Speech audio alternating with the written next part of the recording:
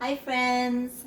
Today we are going to be making challah from scratch.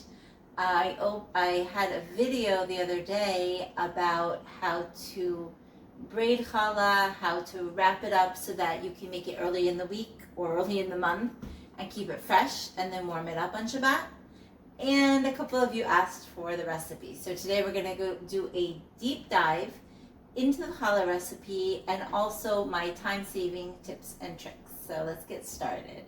First time-saving trick is I make challah in a pot, because when you're going to let your challah rise, you want to cover it, and if you cover it with a cloth, sometimes it sticks and stuff.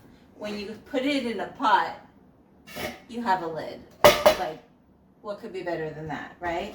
Easy peasy. So I make the challah in a pot.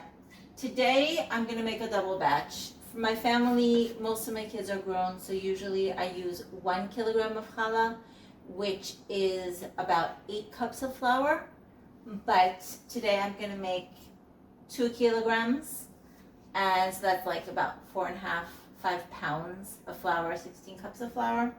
We'll talk a little bit more about that when it comes to time for taking the Hafrashat Challah, taking the Bracha. There are different opinions of how much flour you need to use to be able to take challah. So we're going to be using 2 kilograms of flour. Next trick is my scale, which if you've seen the other video, if not, don't worry, I will link to it. I use my scale for everything. Bakeries use a scale because if you go to a bakery, their food has to consistently taste the same all the time. And when you use measuring cups, and measuring spoons, there's such a variation between every time you spoon it or you measure it, whereas a scale, it's much more exact. So my scale's in grams, but don't worry, I will also give the ounces, okay? So the first thing we're gonna do is put in the flour, okay? So I am using bread flour. In Israel, it is actually called challah flour, which is so cute, right? Because that's the most common bread people are making. So it has a little bit more gluten in it. I haven't noticed a big difference. Even when I do it with regular flour, it comes out the same. But I've also done the same recipe with whole wheat flour or 80% or even spelt. Like, it comes out yummy every time. Every time it comes out. It's consistently delicious. Okay, so now that the 2 kilograms of flour are in, I'm going to add in the yeast. And again, oh, don't worry, I'm going to write the recipe. The recipe is going to be in the description, so you don't have to remember this, okay? I'm going for 60 grams of yeast. So because the flour is already in the pot or the bowl, when you turn on the scale, it's going to be at 0. So my scale's at 0. I'm doubling this recipe, so I'm looking for 60 grams, which is 2 ounces of yeast, maybe 2.1 ounces of yeast. Okay. All right. And now I'm going to go for salt. I have tried proofing the yeast. I have tried using wet yeast. I have never found that I've been making challah for over 30 years. I even started before I was a mom. I started as a teenager, so probably over 40 years. Never found that it made any difference. Same thing, same amount of yeast to salt, 30 grams, double to 60 grams, so it's basically 2 ounces of salt, okay? The reason that, oh, wait a minute, because we already have some ingredients here, so we want to do the tare button, T-A-R-E, and that brings it back to 0. So I'm going for 30 grams, which is actually 60 grams because I've doubled this recipe. And I'm using Celtic gray salt. The reason that traditionally bread is made with coarse salt was very interesting. I actually did a Google search because I was curious to that. I've always done it with coarse salt, or they say kosher salt, which is not because it's kosher, it's because it's used for koshering, which was interesting. Apparently it helps to distribute better. It helps with the browning and the flavor. There was all kinds of different interesting things. If you want to do like a Google search for why you use coarse salt for bread making, it was actually really, really interesting. So now next is sugar. And I'm just going to consult a second. I have my recipes written out on the inside of my cabinet door. My friend Shifra, shout out to Shifra, years ago, gave me that idea. Absolutely brilliant. So my recipes that I don't want to forget are on the inside of the cabinet. So, okay. Next thing is sugar. So we're a low carb family, and even the people who don't eat low carb eat a little bit lower carb. So instead of the 2/3 of a cup of sugar, which is actually going to be 4/6, it's basically 1 1/4 cup sugar for this amount. I am going to use a mixture of sucralose and stevia, which sucralose I think is kind of like Splenda, and this is a stevia erythritol blend. I find that whenever you're using sweeteners, if you mix them, each of them has high tones and low tones. Their flavors mesh together nicely when you mix different sweeteners together. So I'm putting 4 packets of the sucralose, which is kind of like Splenda. Most recipes will tell you that you need to have sugar in it so that the yeast can eat the sugar. Again, it's just not true. I don't use any sugar, and it rises really, really, really beautifully, as you will see. So I guess it eats enough from the flour because it's just ain't true. Okay, so that is all. I think that is all. We got flour, yeast, salt, sweetener. Okay, that is all of the dry ingredients. So I'm just going to give that a quick mix here. Okay. Just to mix it together. Now we're going to add the wet ingredients. Okay, easy peasy, 1 bowl. Do not like to make extra dishes. So this recipe calls for 3 eggs plus an extra yolk. So what I do is I save the white for brushing on top. Okay, so the whites are aside, and I'll show you in a little bit what we're going to do with those. Okay, so that means I doubled it. So we've got 6 eggs. I didn't quite completely double it. I did 4 eggs, because sometimes when you double a recipe, you don't need quite as much. So I did 4 eggs plus the extra yolks. So that's 6 egg yolks, and then I saved the 2 egg whites. So I have made a little bit of a well I pushed the flour to the side and made a little bit of a dip in the center, and that's where I'm going to pour my wet ingredients, right into the center. Okay. We've got the eggs in there. And the oil. Oil is, so it calls for 90 milliliters, which is a hard thing. It doesn't translate exactly. It's basically between 1/3 of a cup to 1/2 a cup. And with the oil, you don't have, it's not like salt. It doesn't matter really that much if it's exact. So I have here just like a little bit less than a cup because I've doubled it. But it's one of those things you don't have to worry that much about. That in, okay? Now there is an opinion that when you're adding in water, let me just check if I didn't forget anything. Flour, yeast, salt, oil, eggs, sweetener, water. Okay, awesome, awesome, awesome.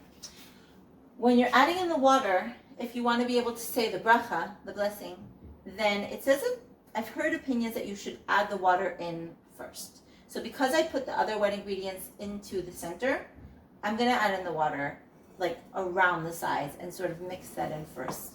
It's just a little bit of an extra, okay? So my water, it's 450 milliliters, which is 900 milliliters when you double it. So just under a liter of water. And again, I will have the conversion to cups. It's just under, it's something like about 7 cups of water. But it's, oh, this is very important. Because of the weather, humidity, it's going to change. Sometimes you're going to need a little more water. Sometimes you're going to need a little bit less water. It just depends on the weather. So we're going to add the water around. And I'm not gonna add all of this because like I said, I might not eat all of it. So I'm just gonna put on the side a little bit. And that's everything. Actually, a little bit more. That's almost 700. So I'm gonna go for a full 7.5. Okay, I've got like a little bit left, like maybe 3/4 of a cup left. Now I'm gonna start kneading. So I'm gonna take it off of the measuring, off of the scale, okay? If you have a bread machine, a dough, like a dough hook, great. I've never been a gadget person. I like getting my hands dirty. I don't like having extra gadgets around. And I like kneading dough, so I don't. So I'm just going around. Remember, I poured the water around from the side. I'm going around from the side and just starting to mix it in.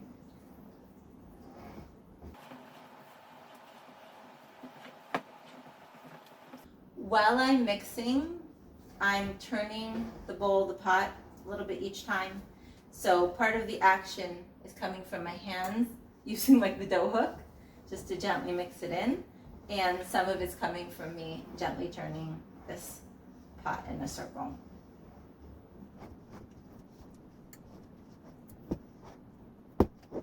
Okay, so as you can see, it's coming together in a very, very shaggy dough. So now I'm going to change the action a little bit, and I'm going to start doing more of a kneading motion where I'm scooping and squishing. And I'm still turning the bowl, turning the pot.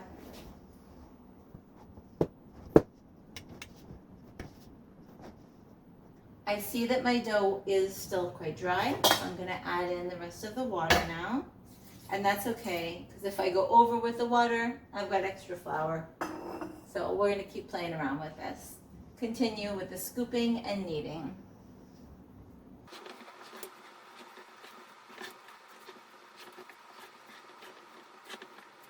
Okay, so they say you should knead dough for 10 minutes.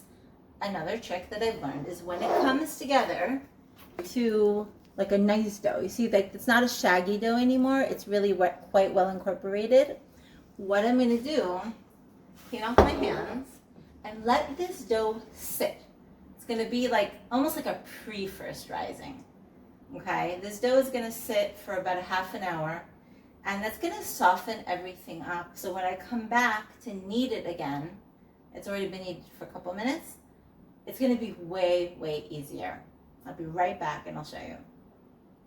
Hey, we're back. So it's been about a half an hour, and let's check on the dough.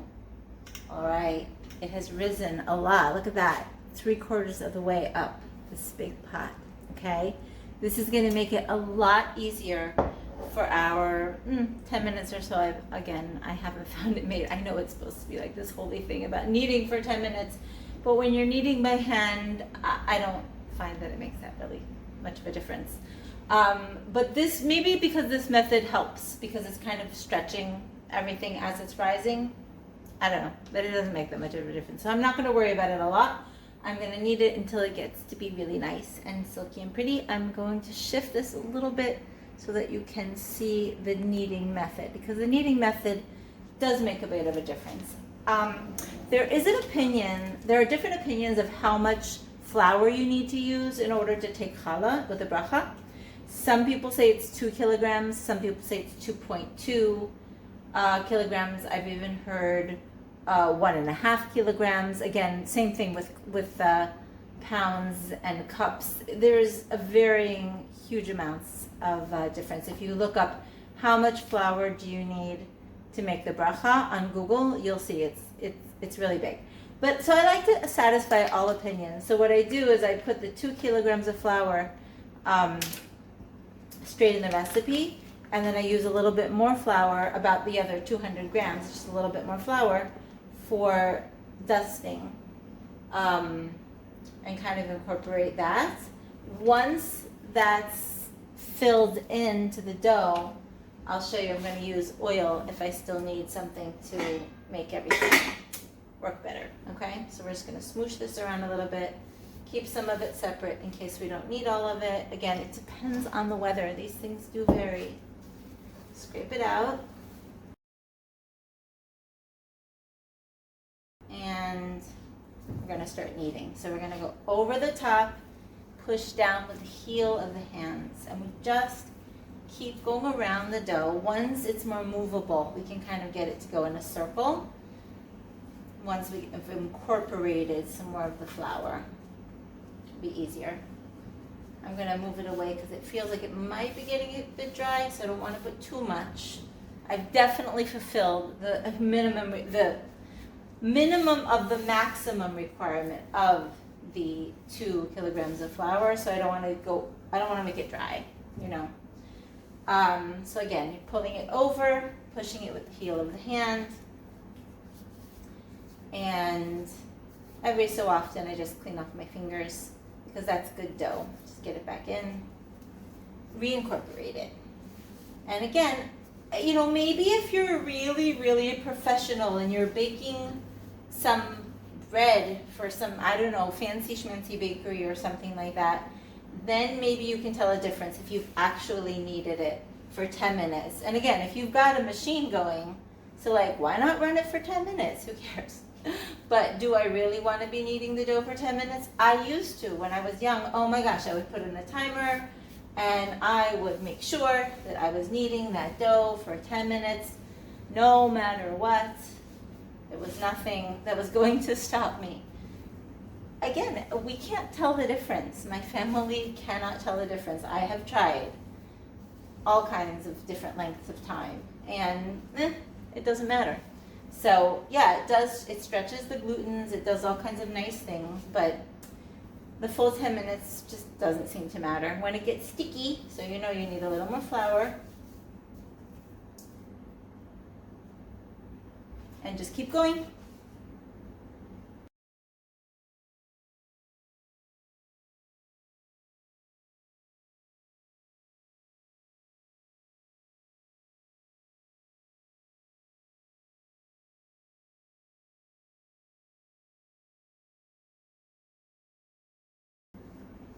Now that the dough has been going for a couple minutes, it's a little bit more difficult to knead.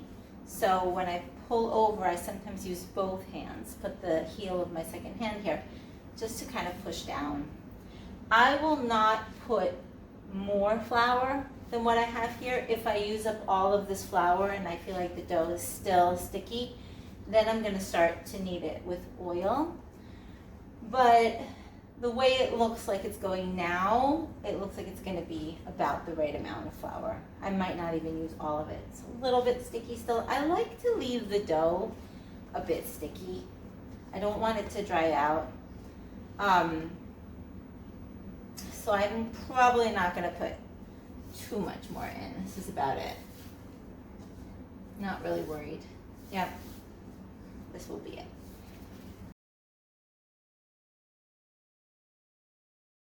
Okay, I feel like the dough could use another minute or two.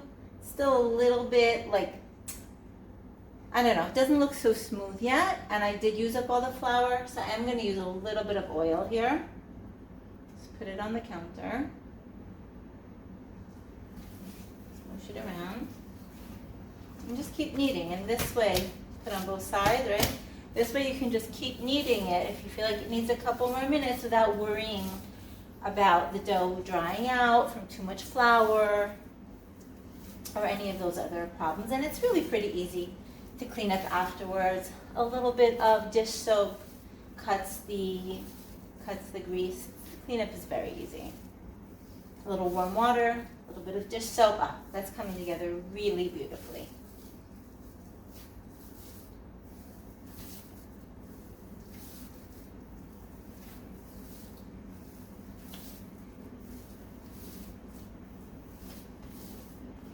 Okay, so now after just like a minute or so of kneading, you can see how nice and smooth the dough is. Of course, it's going to get smoother as it rises, and if I went for a few more minutes, it might, but again, we can't tell the difference, so I see no reason to work extra hard.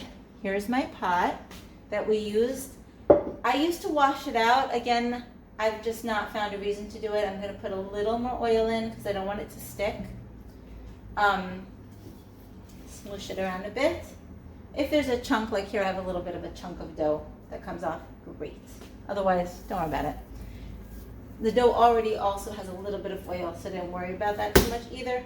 Put that in and turn it over so all sides have a little bit of oil on them so nothing sticks, okay? And you can see how low it is in the pot. So right now it's like less than half. And I will show you, we're gonna do the first rise for 1 hour. I'm gonna show you how gorgeous with no sugar, right? We just dumped everything in together and how beautifully it rises. We'll be back. Okay, so we're here after an hour. Our dough has been rising and we just take a look at that. Oh my goodness, remember it was less than half? Whoever tells you that dough is not gonna rise if you don't put sugar in it or if you don't proof the yeast, it's just not true. One thing that I do is I do buy the vacuum packed dry yeast, and once I've opened it, I keep it in the freezer. And that does probably help to keep it fresh, I don't know. But we're all ready. And what we're ready for now, because we've made a large amount, we're gonna do the Bracha, Hafrashat Challah, which is very exciting. So I'm gonna just punch it down a little bit. Oh, it's gorgeous. It feels so nice. I wish you could feel it here. Just absolutely perfect. And I like to give it a little cover with my challah cloth because it just feels all nice and Shabbosy. Okay?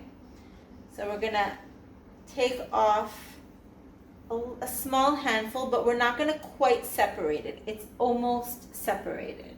Then you say the bracha, the blessing, and then you separate it, okay? So it's kind of like what fits into my palm. If you can see this little blob here, okay? So we don't quite separate it. Baruch atah Adonai Eloheinu melech haolam asher kidshanu b'mitzvotav v'tzivanu lehafrish challah min ha'isa. Harei zo challah. So this part is going to be burned separately. We don't burn it in the oven where we're baking the challah. If you have a gas stove, it's the best apparently. If you have no way to burn it, you can wrap it in 2 sandwich bags and put it in the garbage. I'm going to put it into my toaster oven so that it's separate from where I'm baking the challah, and I'll get it completely burned over there. There are also, if you look like online or if you have a siddur, there are different tefillot, different prayers that you can say before and after you separate the challah. But that is the main and basic process. Hey, we're back.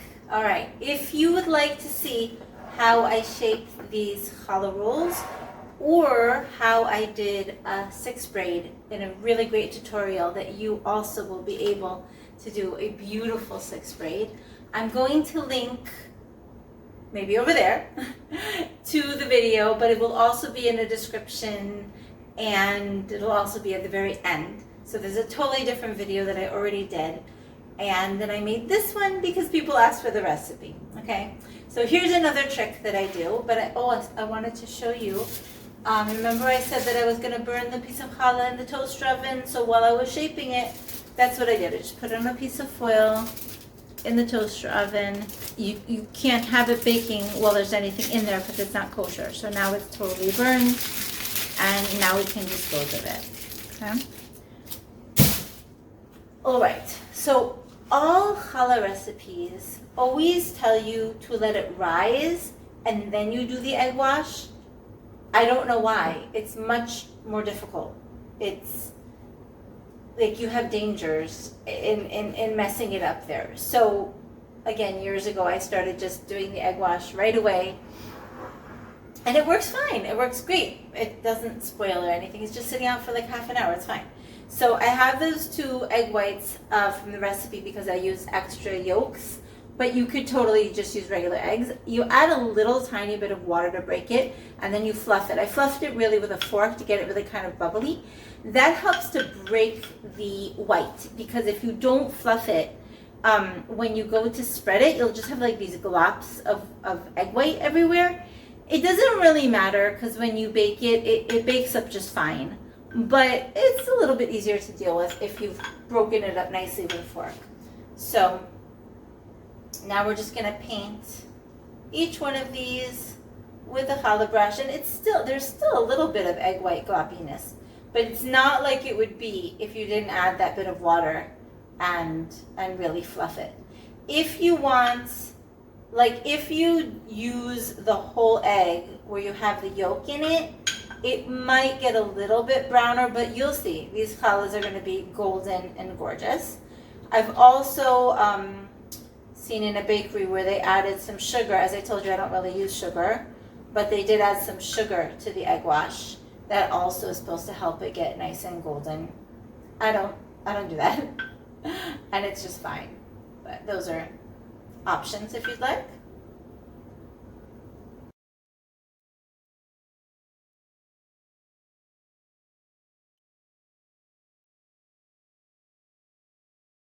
All right, now that they are all egg washed, I'm gonna put sesame seeds. Of course, you can put poppy seeds, you can put everything but the bagel seasoning, you can put anything you like, you can do a mixture. Sesame and poppy are very nice together. My family likes sesame seeds, and this is one of the few things that I do decant because sesame seeds last a really long time. So I decant them, and I have written sesame seeds. My family likes a really lot of them, so I am very heavy-handed with the sesame seeds.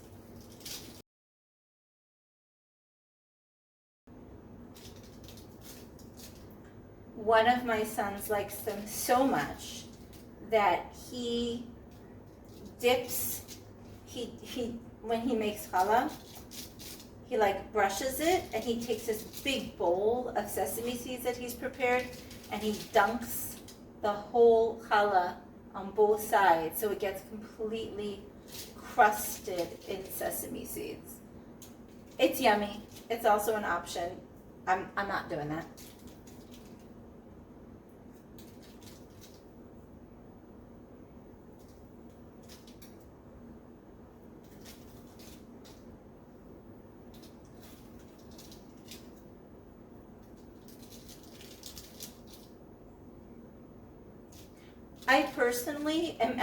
I actually like poppy seeds. Like I would like it completely crusted with poppy seeds.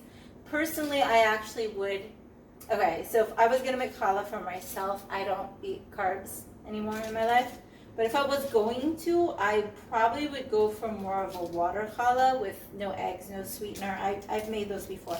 I basically took a baguette recipe, like a French baguette, and made that into challah, and then crusted that with poppy seeds. That's what I personally prefer. But this is a much more traditional challah, and my family likes it better. But yeah, that's what I like. All right, so now we're ready for the rise. I don't cover it with a cloth because cloths can stick. I use some of the saran wrap that you'll see in that other video. I used the saran wrap. I use that later to keep the challah and the rolls fresh in the freezer. But for now, I don't even make it tight. I just want to make sure that it doesn't dry out and like no bugs land on it or anything. Okay, and we're gonna let that sit for about a half an hour until they've doubled in size while the oven is starting to preheat. Preheating to 180 Celsius, 350, pretty standard. All right, here we are after 10 minutes with the higher temperature. Oh, so pretty. All right, now I'm gonna put on the regular baking timer for another 10 minutes. All right, so there you have it. That's the recipe. There's one last thing I wanted to share with you in the other video, which again, there will be links everywhere. I showed you how to do a 6-braid challah, but I didn't make one for my own because I didn't really have anyone who would actually eat the carbs. But we're having guests this week, so I had an excuse to make a nice challah, and I wanted to show you how it comes out. If you follow those instructions on the linked video, this is the final product. And I don't know, it's so pretty. I am obsessed with braiding 6 braid challahs because they're so beautiful. So I hope that helps you. I want you to have a Shabbat Shalom. And remember, Hashem loves you more than you could ever imagine. He wants you to have an amazing day today and every day. Bye for now.